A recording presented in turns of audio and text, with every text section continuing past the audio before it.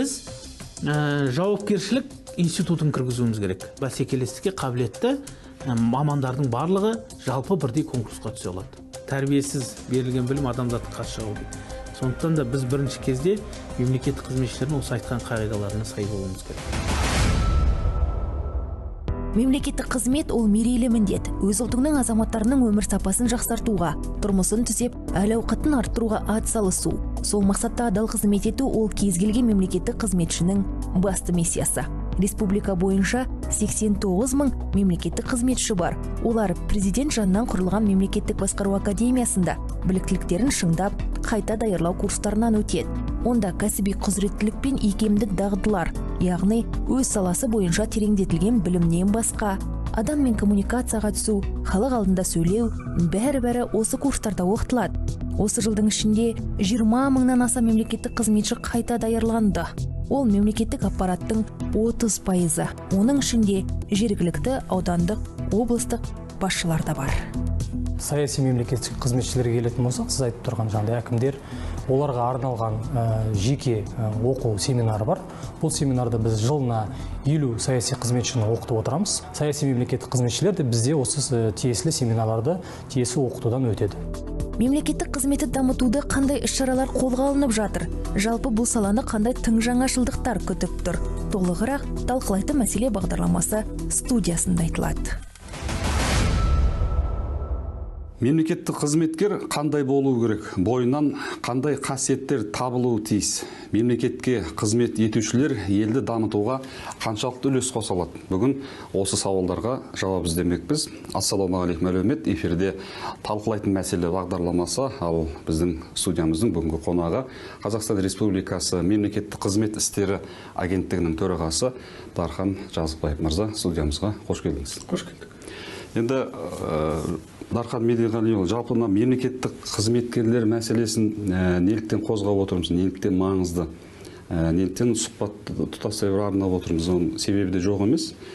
Себебі енді баршамызға белгілі, мынау елдің болашағын айқындайтын, елді өшіретін деп айтқым келмей тұр. Жалпы елді ілгерілететін мемлекеттің бүкіл шаруасын атқаратын осы мемлекеттік қызметшілер. Яғни осы мемлекеттік қызметкерлердің біліктілігіне байланысты. Сондықтан бірінші қолым келіп отырған сауал, жалпы бүгінгі күні еліміздегі мемлекеттік қызметкерлердің кәсібилігі қай деңгейде? Бұл мәселеге қаншалықты мән беріледі? Өте тұшымды сұрақ қойып отырсыз. Расымен де қазіргі таңда мемлекеттік қызметшілер қандай болу керек, қандай сипатқа ие болу керек, қандай жұмыстар атқару керек деген мәселе бәрінің көкейтесті мәселесі. Бұған байланысты айтатын болсақ, өзіңіз білесіз, қыркүйек айында мемлекет басшысы Қасым-Жомарт Кемелұлы Тоқаев өзінің жолдауында мемлекеттік қызмет істері агенттігі толыққанды стратегиялық HR институт болып қалыптасу керек деген болатын. Осыған байланысты біз қазіргі таңда мемлекеттік аппараттың адамға бағдарланған сервистік сипатта жұмыс жасауына байланысты жұмыстар атқарып жатырмыз. Ол заман өзгере келе, әлемде қазір мысалға өздеріңіз қарап отырсақ, әлемді басқару, әлемдік деңгейдегі үлкен күштердің жаңа қаржы саласы тағы басқаларында өзгеріске ұшырап отыр. Сол себепті оның әсері біз енді Қазақстан кішкентай бір әлемнің бөлшегі болғандықтан, ол өзгерістердің барлығы да біздің экономикамызға, біздің қоғамымызға, біздің де менталитетімізге, біздің де мәдениетімізге әсері болады. Сол себепті қазіргі таңда бізге осы қоғамымызды, тәуелсіздігіміздің тұғырын мықты қылу үшін, оның орнықты болу үшін, ары қарай дамып экономикамыздың, еліміздің, халқымыздың әл-ауқатының мықты болуы, ол әдейі осы адам капиталына тәуелді. Біз енді мысалға алып қарасақ, 30 жылдан бері байланысты дейсіз. Біз қоғамда адами капитал дайындап келдік. Ал енді ол адами капиталмен, адами ресурстармен жұмыс жасайтын мамандарды қазір кезде тапшы болып отыр. Себебі біздің көптеген мықты, білікті, білімді, құзыреттілігі, қабілеттілігі бар азаматтар басқа салада жұмыс жасап жатыр. Жеке секторда жұмыс жасап жатыр. Басқа жаңағы өндірістік орындарда жұмыс жасап жатыр. Ал мемлекеттік қызметке оларды тарту қандай да бір бюрократиялық, қандай да бір жолдарға кедергілер болып жатыр. Оны мемлекет басшысы жылдың басында айтты. Халықтың әлеуметін, әл-ауқатын көтеруіміз қажет. Сондықтан да мемлекеттік аппаратты сервистік аппаратқа бағыттауымыз керек. Мемлекеттік қызметке кіруді жеңілдету керек. Ода жүріп өткізуді жеңілдету керек. Жұмыстан, мемлекеттік қызметтен шығаруды жеңілдету керек. Барлығын қайта қарау керек деп айтқан болатын. Сол себепті біз қазір жеке сектордан мамандар тарту үшін біз осы уақытта жұмыс жасап жатырмыз. Бірінші, мен сізге айтайын, әлемде екі өз модель бар. Бірінші жаңағы мансаптық дейді, карьерный модель. Бұл жабық. Екіншісі позициялық модель дейді. Бұл ашық модель. Біз 2015 жылдан бастап мемлекеттік қызметке 2016 жылы жаңа редакцияда заң қабылдады мемлекеттік қызметшілер туралы. Бұл мансаптық карьерныйға кетті. Яғни бұл жабық болды. Яғни жабық түрде жүрді. Ол ішкі конкурстар өтті. Мемлекеттік қызметте жұмыс істеу үшін 7 жыл, 8 жыл, 9 жыл, 10 жыл стаж керек деді. Келу тиіс адамдар келе алмады ғой. Тиіс мамандар, қабілеті бар, құзыреті бар мамандар өте алмай жүрді. Бірінші ішкі қызмет, ішкі конкурс өткіздік. Одан кейін барып сыртқы конкурс өткіздік деген сияқты. Бұл жерде бір шетінен конституциялық тұрғыда басқа адамдардың да конкуренттік жаңағы бәсекелестікке қабілеттік болу үшін адамдардың қатысуын кезектеп күту керек болды. Сондықтан да мемлекеттік қызмет, мемлекеттік аппарат кішкене жабық күйде жүрді. Енді позициялық тұрғыда ол ашықтық. Яғни біз қазіргі алдағы уақытта осы ішкі конкурсты алып тастасақ па деп жатырмыз. Біз ол жерге тек қана бағалау арқылы өтеміз. Бағалау дегеніміз мемлекеттік қызметшілердің жұмыста жүруін. Меритократия деп айтып отырмыз ғой. Біз бағалаймыз. Егер ол 2-90 бойы өзінің тиімді маман екенін дәлелдесе, біз оны лауазымда қалдырамыз. Немесе 4-90 бойы жақсы маман екенін дәлелдесе, құзыреттілігі, қабілеттілігі мықты болса, біз оны меритократия қағидасымен жоғарылатамыз. Осы енді әңгіме ауын келе жатыр осы. Мынау жалпы осы іріктеу қалай жүреді мемлекеттік қызмет? Позициялық тұрғыда қарайтын болсақ, біз ішкі конкурсты аламыз. Сол кезде бізде мынау бәсекелестікке қабілетті мамандардың барлығы жалпы бірдей конкурсқа түсе алады. Позициялық тұрғыдан. Ал енді іріктеудің қазіргі кездегі тұрғысын мен сізге айтайын. Әрине, бірінші кезде вакансия болған жағдайда, бос лауазым болған жағдайда, ол біздің жаңағы қызмет және конкурс жариялаған мемлекеттік органның интернет ресурсына шығады. Соған байланысты адамдар қарайды, қандай конкурс, қандай мамандық, ол жерде барлығы лауазымы қандай, жалақысы қандай, функционалдық міндеті қандай жұмыстар атқарады, соның барлығын оны кіргізеді. Оны мамандар қарайды, адамдар қарайды, сосын соған құжаттарын тапсырады. Құжатта бірінші кезде әрине тест болу керек. Тест заңнамалық тұрғыда 9 заңнамадан тапсыру керек, және қабілетіне қарай тест тапсыру керек. Енді осының барлығына келген кезде конкурстық комиссия келеді. Конкурстық комиссия келген кезде ол жерде белгілі комиссия қабылдайды, төрағасы бар, мүшелері бар. Сол жерге келгеннен кейін ол жерде әрине министрлікке барып собеседование, сұхбат өту керек болады. Жұмыс берушінің құрған комиссиясы ғой. Ол жұмыс берушінің комиссиясы құрған комиссия. Енді қазір біз не істеп жатырмыз? Алдағы уақытта біз бұның барлығын өздеріңіз білесіздер, e-қызмет деген бізде портал бар. Порталды біз түгелімен жаңғыртып жатырмыз. Яғни қазіргі таңда біз бірінші тест орталықтарынан бастадық. Тестті алдағы уақытта 9 заң емес 4-5-ке дейін қысқартамыз. Ол негізгі конституцияны, ата заңымызды білу, ол мемлекеттік қызметке келетқаннан кейін мемлекеттік қызметті білу, одан кейін ол мынау жемқорлық сыбайластыққа байланысты заңды білу, және мынау әдеп кодексі. 5-шісін қазір ойластырып жатырмыз, ол мүмкін мынау өзінің саласына байланысты. Мүмкін. Осы 4 заңды негізгі 4-еуін тапсырады. Одан кейін біз арқылы құзыреттілігі мен қабілеттілігіне кетеміз. Яғни қазіргі мынау дамыған мемлекеттер қолданып жүрген 3 бағдарлама бар. Енді 2-еуін қолданып жүр, біз 3-шісін өзіміз қосып жатырмыз. Біріншісі олар қолданып жүрген IQ дейді. Бұл құзыреттілігі мен қабілеттілігіне байланысты. Екіншісі EQ дейді. EQ дегеніміз бұл эмоциялық, психологиялық тұрғыдан төзімділігі, қаншалықты жауапкершілік ала алады деген сияқты мәселе. Енді біз SQ, жаңағы сізге айтып жатқан, өздеріңіз қойып жатқан сұрақ, бұл рухани құндылығы. Қаншалықты мемлекеттік қызметшінің рухани құндылығы бар. яғни ол мынау өзінің айтады ғой, мықты ыстық қайраты бар, елге қызмет етем дейді. Ақылы бар, нұрлы ақылы, мықты жұмыс, жаңа ақылды, бірақ оның ар жағында жылы жүрегі бар ма? Отан сүйгіштігі бар ма? Сол ғой, міне, сол жылы жүрегі бар ма деп. Патриотизмі. Жылы жүрегі бар ма деген мәселен біз осы ескеуге кіргізіп отырмыз. Яғни бұл рухани құндылығы. Қаншалықты ол халықтың, елдің әл-ауқаты үшін, соны экономикасын көтерілуі, халықтың жағдайын көтерілуі бойынша қаншалықты қабілеті бар рухани құндылығы. Міне, осы бағыттарға, яғни осы этапты өткен сайын әр этапқа біз бал беріп отырамыз. Көлінен көк аттылар өте алмайды? Өте алмайды. Тек қана ол жерде кандидат нөмір 1, кандидат нөмір 2, кандидат нөмір 3 деген условно дейді ғой. Бұл қашан болатын нәрсе? Біз енді бұйыртса, бұны біз жылдың басынан бастап, өзінің тәртібі бар ғой, енді заң.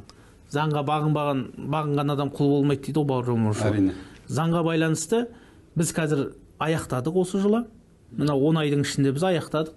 Енді жылдың басынан бастап, қаңтар ақпан айынан бастап пилоттық жобаға өтеміз. Эксплуатация дейді. Производствоны жаңағы өндіріске қаншалықты жұмыс жасайтынын біз тексеруіміз керек. Сынап көреміз. Бұған 4-5 орган кіреді. Сөйтіп біз келесі жылдың декабріне дейін бұны сынақтан өткіземіз. 2024 жылдан сынақтан дұрыс өтсек, 2024 жылдан бастап бұның толыққанды жұмыс істеуіне біз пәрмен береміз. Бұл іріктеу туралы неліктен сұрап отырмыз. Жасыратын жоқ, бүгінгі күні мынау мемлекеттік қызметкерлердің атына айтылатын сын аз емес, бірқатары бар. Соның бірі, мысалы, жыл сайын біз бәріміз естіп біліп жатамыз.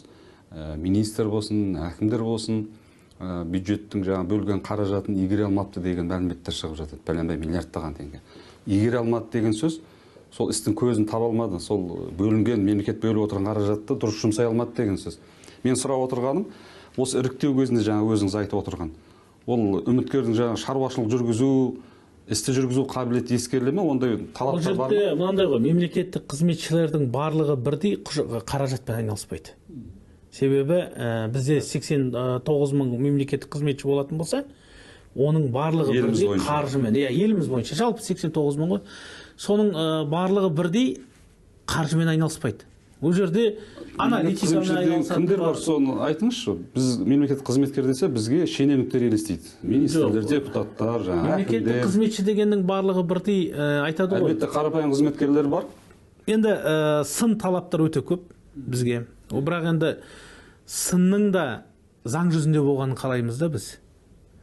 Себебі мемлекеттік қызметшілер десе, барлығы бір сыбайлас жемқорлық, тағы басқа нәрсеге бір тәуелді адамдар ретінде көреді. Ал негізінде мемлекеттік қызметшілердің өзі қайдан шығып жатыр? Қай жақтан тәрбие алып, қай жақтан оқып, білім алып келіп жатыр? Мемлекеттік қызметке 21-22 жастан бастап 63 жасқа дейін, пенсияға шыққанға дейін мемлекеттік қызметте істейді. Кез келген уақытта келе береді. Біз құқық қорғау органдары сияқты шектеу жоқ. 35 жасқа дейін, 27 жасқа дейін деген шектеу жоқ бізде. Мемлекеттік қызметші дегеніміз кім? Мемлекеттік қызметші деген бұл билікпен, билік саласымен қоғамның ортасындағы, халықтың ортасында тұрған қызметшілер. Яғни биліктен функционалдық міндеттер беріледі, атқару үшін қоғам тарапынан функционалдық міндеттер болады. Міне осы функционалдық міндеттерді адал елдің, халықтың, мемлекеттің мүддесі үшін жұмыс жасайтын адамдар. Жақсы, енді мемлекеттік қызметкерлердің жақсы болған бәріміз де қалаймыз әлбетте. Бірақ сүрініп жатқан жағдайлар да бар. Соның бір-екеуін атап өткім келіп отыр. Мысалы, өзіміз тағы куә болып жүрміз. Көптеген мемлекеттік қызмет органды басқаратын басшылар болсын, жалпы мемлекеттік қызметкер өкілі болсын, журналистердің қойған сауалынан қашқалақтап жүргенін көріп қалып жатамыз. Ондай кезде, мысалы, өзі істеп жүрген, күнделікті атқарып жүрген шаруасы туралы айту соншалық қиын ба деген сауал бірден көкейге оралатыны рас. Бұдан басқа, мысалы, мынау халықпен тілдесу деген мәселе де бар. Көпшілігі жасыратын жоқ, халықпен тікелей бетпе-бет кездесуден қашқақтайды. Бұны мысалы қаңтар оқиғасы кезінде көрдік. Көптеген әкімдерге бұл үлкен сын болды, көбісі өте алған жоқ. Тіпті бір әкім, мысалы, жиналып тұрған халықты сыбапта жібере жаздады. Енді осындай қасиетті талап етіледі. Әр жағдайда адам әртүрлі ортаға түседі. Кейбір министрлер, кейбір әкімдер мүмкін жұмыс басты, оларда график қойынды, кездесулер болады, бір жерге барып сұхбат беру керек, бір адамдармен кездесу өткізу керек, бір адамдармен жаңағы тағы да басқа жағдайлар бар, жиналыс өткізу керек. Сол кезде мүмкін ол асығып бара жатады. Асығыс. Олай болды шығып бара жатады, Ол ондай болуы мүмкін, асығыс түрде кетіп бара жатады. Кез келген уақытта адами факторлар болуы мүмкін. Сондықтан да біздің құрметті біздің журналистеріміз оған қатты ренжімей, керісінше түсіністікпен қараса, бізге де дұрыс болатын еді. Мемлекеттік қызмет саласында осы бағыздан келе жатқан бір дерт бар, бюрократия деген. Хат жазу, одан кейін оны күту, тіпті бір мезетте шешіле салатын мәселелер құйымшақтанып кетіп жатады, ұзаққа созылып. Осыдан қалай құтылуға болады? Жалпы адам мемлекет үшін емес, мемлекет адам үшін деген қағидаға қашан көшеді? Мынау өте жаңағы басында айтып кеттім ғой, біз адамға бағдарланған сервистік сипатта аппарат құруымыз керек деп. Осыған біз қазір жұмыс жасап жатырмыз. Біз айтып жатырмыз, біз жауапкершілік институтын кіргізуіміз керек. Яғни институт доверие дейді ғой, сенім институтын кіргізуіміз керек. Ешкімге жалтақтанбай, өзі мәселе туған кезде сол мезетте шешу. Үлкен емес, жаңағындай кішкентай қысқа мәселелер бар ғой. Шаруашылық мәселелер. Сол кезде жаңа ауданның әкімі немесе облыстың әкімі өзіне жауапкершілігі алып, онсыз да ертең ол заңды бұзатын болса, ертең ол қаржыны дұрыс игермейтін болса, ол үшін заң бар. Жақсы, рахмет. Енді біздің хабарымыздың көрермен сауалы деген айдары бар. Көрерменнің сауалын тыңдап алып, әңгімесі одан кейін ары қарай жалғастырсақ. Жақсы. Менің есімім Мұхтар Өміртай. Менің қоятын сұрағым, бүгінгі күні мемлекеттік қызметке жұмысқа тұруға деген елдің ынтасы қандай? Көбейді ме, жоқ әлде азайды ма? Бұл өте жақсы сұрақ. Себебі қазіргі кезде біз былтырғы біз кейінгі нелермен 21-мен салыстырамыз ғой. 20-21-де біздің көрсеткішіміз 0,7%-ға түсті. 0,7%-ға түсті. Себебі бір орынға конкурсқа қатысу үшін. Жалпы Қазақстан бойынша. Бұл төмен мемлекеттік қызметке қызығушылықты. Енді біз жыл басынан бастап жаңағы позициялық тұрғыдан біз айтып отырмыз ғой. Қазір мемлекеттік қызметке дарынды жастар. Біріншіден жаңағы президенттің бастамасы болған жастар кадрлық резерві. Осы бастама өте жақсы жастарға серпін берді, жүргізіліп жатыр. Қазіргі 350 жастардың 255 жұмысқа орналасты.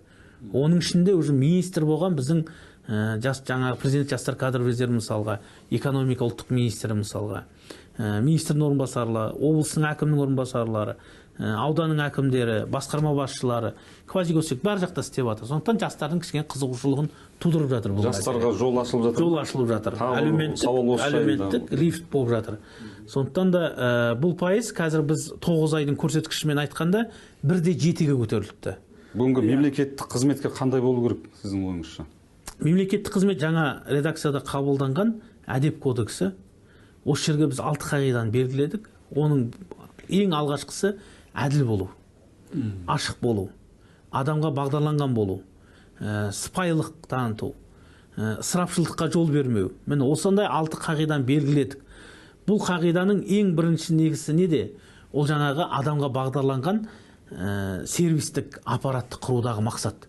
Яғни адам қабілетті, мен жаңа сізге айтып кеттім ғой, адамға бағдарланған мемлекеттік басқару моделін мемлекеттік қызметшілердің кәсіби және тұлғалық болмысы жайлы біз доктринаны дайындап жатырмыз деп. Адамға қызмет ету. Бұл доктринаны біз осы 3-4 курста университеттердің жанынан жас мемлекеттік қызметшілер мектебін ашқымыз келеді. Мемлекеттік қызметке барамыз деген жастар сол кезден бастап тәрбиелеп, соларға осы доктринаны оқытсақ па, осы доктрина арқылы нұсқаулық берсек, сонда ол үлкен акмеге жетеді. Отырарлық әлемге әйгілі ұлы ойшыл бабамыз Әбу Насыр әл-Фараби мемлекет ісіне араласатын адамдарға қойылатын 12 талап жазған бәріміз білеміз. Енді сол талаптың бір сипаттамасында мемлекеттік қызметкер әділет сүйгіш, озбырлар мен әділетсіздерді жақтаудан аулақ, ел жұртқа қайырымды, мейірімді болу керек деп жазады. Енді дәл осы қасиет біздің мемлекеттік қызметкерлеріміздің бойынан көбірек табылғай деген тілекпен сұхбатымызды осы жерден аяқтасақ, әңгімемізге рахмет. Уақыт тауып келгеніңізге алғысымызды айтамыз. Тәрбиесіз берілген білім адамзаттың қас жауы дейді.